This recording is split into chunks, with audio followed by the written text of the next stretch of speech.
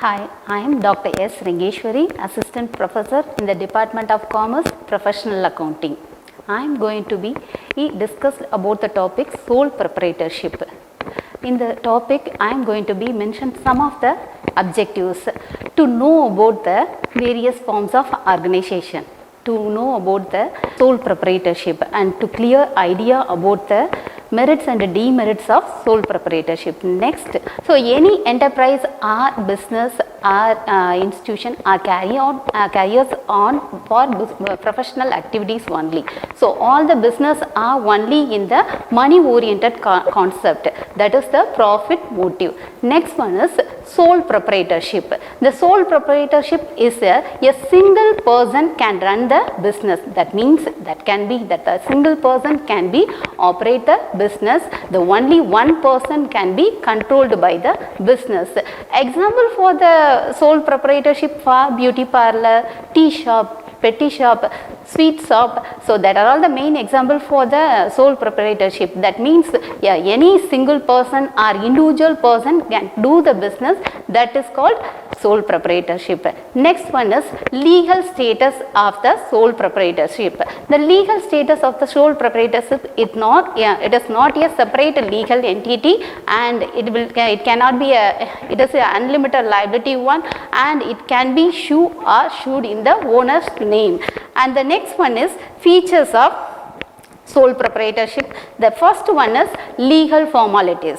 The legal formalities is there is no legal formalities is not required for the business, because the single person is only one person for the company. That means it is a special license or certificate to run the business. It is not required. So for example, if the sole proprietor is planning to run the pharmacy, must have a pharmacist degree. Next one is unlimited liability. So the unlimited liability is liable for the success or failure for the financial transaction. In case proprietor takes a loan and fails to repay it, the creditors can attach the business owner's property to recover the loans. Next, risk and reward. A sole proprietor has complete ownership over the profit or loss from their operations. Control. The rights and responsibilities of a sole proprietor is individually by the owner. No other person cannot be interfere in the business activities. And the next, separate entities. The separate entities, the owner and their business are separate entities in the most of the business organization except sole proprietors. The entity has no identity without the priority, since the person carries out the day-to-day activities of the business. Continuity of business. The existence of business is only related to the owner's point of view. Even like death, insolvency or illness, the sole proprietor is affected by the business. And if there is a legal heir or beneficiary in the sole proprietor, that person only can run the business. And the next one is advantages of sole proprietorship. The first thing is swift decisions. That is, a sole proprietorship has complete responsibilities in respect of making decisions. It's a result. It may be in the faster decision making for the business, as there is no need to consult with multiple persons.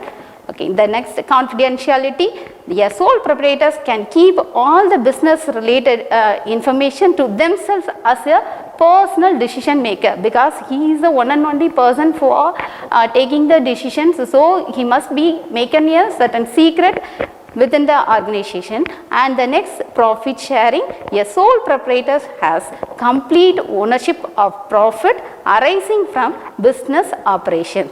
They are not obliged to share the profit to any one person. And the next, fulfillment. Since a sole proprietor is responsible for both risk and rewards of the business, even a minor success can give a greater feelings of pride and satisfaction than other business forms. Easy to form and dissolve. The sole proprietorship is easy to form because there is no legal formalities as required setting up of the business, except in some cases whereas license is required. Already I told about the pharmacist. So for example, in the case of pharmacy business only or drug business, it is license required. The owner can close the business whenever he desires by buying the debts, and therefore it is easy to form and close the types of business organization.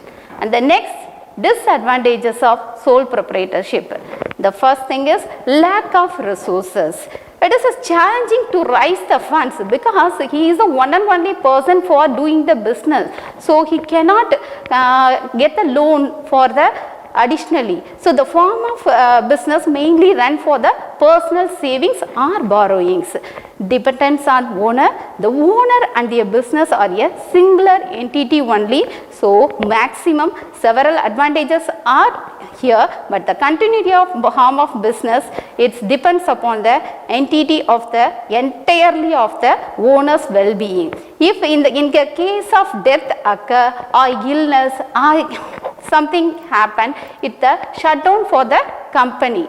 And next one is unlimited liabilities. If the proprietor cannot pay all the debts arising out business from its assets, his or her personal properties is also at stake. This results sole proprietors taking zero or very minor risk to ensure the survival of the business. And the next management. So the management, the proprietor has one and only person for taking all the risk of the business, so that they have to be taken all the decision making. So is there any here there is a possible to taking a wrong decision also. And the next one is lack of personal skill and expertise. That is proprietors having maybe in the lack of professional skills and talent.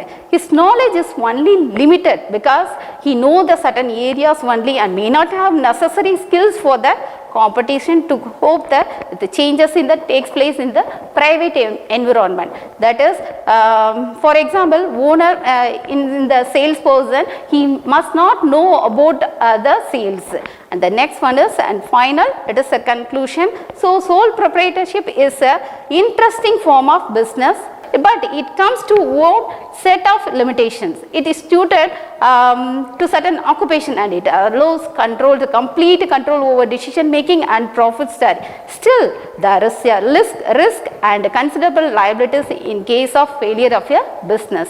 Thank you for watching this video. I think so this video will be helpful to know about the sole proprietorship merits and demerits of a business cycle. Thank you everyone.